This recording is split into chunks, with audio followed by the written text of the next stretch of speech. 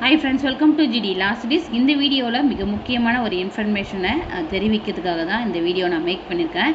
எதுக்காகன்னு பார்த்தீங்கன்னா, உங்களுக்கு வந்து தமிழ்நாட்டில் வந்துட்டு லா காலேஜில் அட்மிஷன் கிடைக்கலன்ற பட்சத்தில் மோஸ்ட் ஆஃப் த ஸ்டூடெண்ட்ஸ் என்ன பண்ணுவாங்கன்னா, அதர் ஸ்டேட்டை நோக்கி தான் போவாங்க.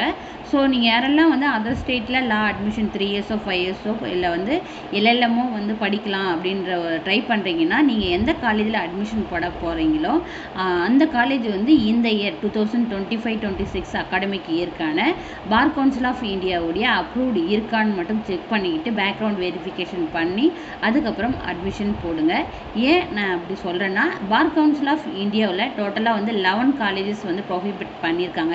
இந்த இயர் 2025-26 அகாடமிக் இயருக்கு வந்து யாரும் அட்மிஷன் போட வேண்டான்றதை நோட்டிஃபிகேஷனாக வெளியிட்டிருக்காங்க. இந்த நோட்டிஃபிகேஷனில் என்ன குறிப்பிட்டிருக்காங்க, எந்தெந்த காலேஜ் வந்து சஸ்பெண்ட் பண்ணியிருக்காங்கன்றதையும் இந்த வீடியோவில் நம்ம பார்க்க போகிறோம். வீடியோக்குள்ளே போகிறதுக்கு முன்னாடி இந்த சேனலை இன்னும் சப்ஸ்கிரைப் பண்ணாமல் இருக்கீங்கன்னா சப்ஸ்கிரைப் பண்ணிவிட்டு கூடவே இருக்கிற நோட்டிஃபிகேஷன் பெல்ல ஆல் கொடுத்துருங்க. வாங்க வீடியோக்குள்ளே போகலாம். மோஸ்ட்லி வந்து கம்மியான மார்க்ஸ் இருக்குது, தமிழ்நாட்டில் கவர்மெண்ட் காலேஜில் கிடைக்கல அப்படின்ற பட்சத்தில் மோஸ்ட் ஆஃப் த மெம்பர்ஸ் வந்து என்ன பண்ணுவாங்கன்னா, அதர் ஸ்டேட்டை வந்து நோக்கி போவாங்க. அதர் ஸ்டேட்டை நோக்கி போகும்பொழுது எந்த பேக்ரவுண்ட் வெரிஃபிகேஷன் பண்ணாத யாருமே வந்து மீடியேட்டர் மூலியமோ இல்லை நீங்கள் டைரெக்டாக போய் ஜாயின் பண்ணாலும் அந்த காலேஜ் வந்து பார் கவுன்சில் ஆஃப் இந்தியாவுடைய இந்த ப்ரெசண்ட் அகாடமிக் இயருக்கு அப்ரூவ்டு இருக்கான்னு மட்டும் செக் பண்ணிக்கோங்க. அப்படி இல்லைனா நீங்கள் இப்போ இந்த ப்ரொஹிபிட் பண்ண 11 காலேஜில் ஏதாச்சும் ஒரு காலேஜில் நீங்கள் அட்மிஷன் போட்டுட்டீங்க ஆல்ரெடி, என்ன பண்ணலாம் மேம் அப்படின்னு கேட்டிங்கன்னா, நீங்கள் வந்து முடிஞ்ச வரைக்கும் உங்களுடைய ஃபீஸை ரீஃபண்ட் வாங்கிறதுக்கு ட்ரை பண்ணுங்கள். அப்படி இல்லை உங்கள் காலேஜ் தரப்பில் வந்துட்டு பார்த்துக்கலாம், அதெல்லாம் எதுவும் இல்லை, நாங்கள் பார்த்துக்குறோன்னு சொல்லிட்டு உங்களுக்கு கன்வின்ஸ் பண்ணாலுமே சரி, நீங்கள் எப்படியா இருந்தாலும் எண்ட் ஆஃப் த டே வந்து bar council of Tamil Nadu and புதுச்சேரியில் வந்து என்ரோல்மெண்ட் பண்ண வருவீங்க. அப்போ வந்து என்ரோல்மெண்ட்டில் பிரச்சனை வர்றதுக்கான பாசிபிலிட்டிஸ் அதிகமாகவே இருக்குது. ஸோ அதுக்காக நான் சொல்கிறேன். இந்த நோட்டிஃபிகேஷனில் 11 லா காலேஜஸ் எங்கெங்கே இருக்குது, அதனுடைய நேம் என்னென்னன்றதை இப்போ நம்ம பார்த்தலாம். ஃபஸ்ட்டு வந்து பார்த்தீங்கன்னா, ஆதித்யா காலேஜ் ஆஃப் லா எங்கே இருக்குன்னு பார்த்தீங்கன்னா ஆக்ராவில் யூபியில் வந்து இருக்குது. நெக்ஸ்ட்டு வந்து பார்த்தீங்கன்னா அனுஷ்கா வித்யா மகாவித்யாலயா, இது எங்கே இருக்குன்னு பார்த்தீங்கன்னா ராஜஸ்தானில் வந்து இருக்குது. தேர்டு பார்த்தீங்கன்னா டிஎஸ் லா காலேஜ், இது எங்கே இருக்குன்னு பார்த்தீங்கன்னா யூபியில் ஆக்ராவில் வந்து இருக்குது. அதுக்கப்புறம் institute of professional studies and research law, இது எங்கே இருக்குன்னு பார்த்தீங்கன்னா ராஜஸ்தானில் வந்து இருக்குது.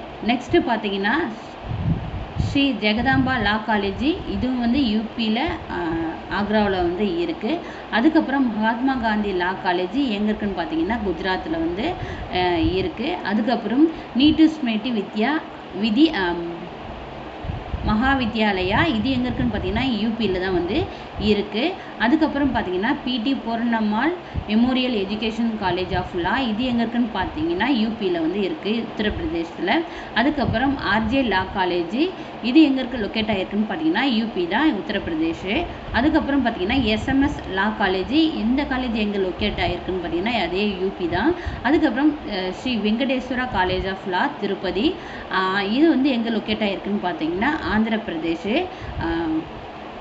ஓகேங்களா. இந்த 11 காலேஜில் இந்த இயருக்கு யாருமே வந்து அட்மிஷன் போடாதீங்க. அப்படி போட்டு இருந்தீங்கன்னா அட்மிஷன் பே பண்ணியிருப்பீங்க இல்லையா அமௌண்ட்டு, அதை ரீஃபண்ட் வாங்கிறதுக்கு ட்ரை பண்ணுங்கள். ஒன்ஸ் வந்து பார் கவுன்சில் ஆஃப் இந்தியாவில் நெக்ஸ்ட்டு அப்ரூவல் கொடுக்கும் பொழுது மட்டும் அட்மிஷன் போட்டாலே போதுமானதாக இருக்கும். இந்த இயருக்கு வந்து மட்டும்தான் அவங்க வந்து கேன்சல் பண்ணியிருக்காங்க. 2025-26 அகாடமிக் இயருக்கு தான் கேன்சல் பண்ணியிருக்காங்க.